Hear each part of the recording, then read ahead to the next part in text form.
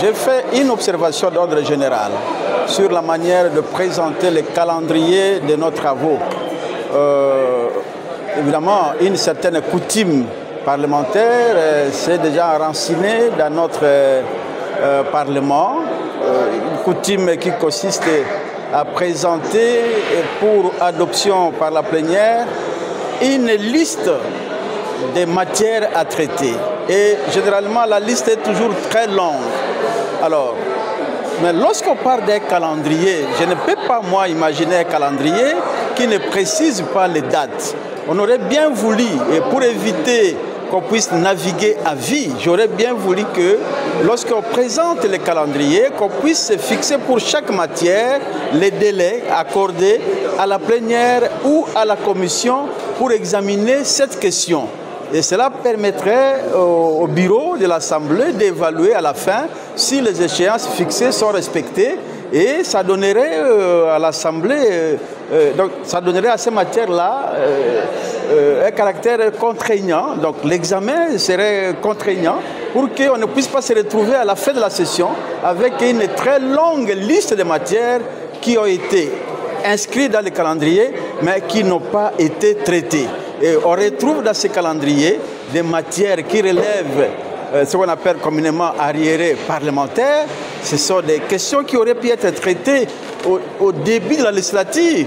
Il y a même des questions qui étaient inscrites dans le calendrier des sessions de la législature précédente et qui continuent à être réinscrites sans que ça ne soit traité. Alors à quoi ça sert? Si on ne sait pas fixer les dates, si on ne sait pas fixer les échéances, eh bien nous allons travailler comme ça à vue, et à la fin, bon, on se sépare et la prochaine session, on reprend les mêmes matières.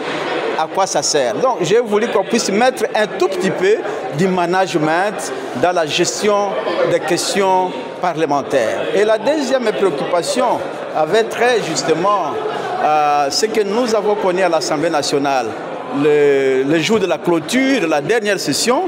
Et vous êtes sans ignorer que beaucoup de nos collègues ont été invalidés pour raison d'absentéisme. Ça a pour autant encouragé l'absentéisme parce que nous sommes élus et nous sommes là pour travailler et nous devons travailler durement. Mais il y a quand même des situations qui blessent les sensibilités et qui frisent à une certaine injustice. Voilà pourquoi nous avons suggéré qu'on puisse inscrire dans le calendrier de la présente session l'institution d'une commission spéciale, voyez, pour examiner les recours des collègues.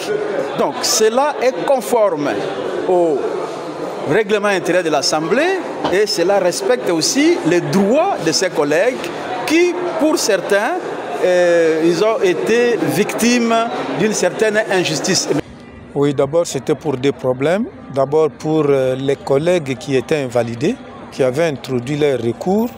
Et nous avons sollicité qu'on inscrive ça à l'ordre du jour parce que la plénière les avait invalidés et leur droit de défense doit être garanti. Comme ils avaient introduit leur recours, et donc c'est normal qu'ils puissent intervenir, qu'ils viennent se défendre.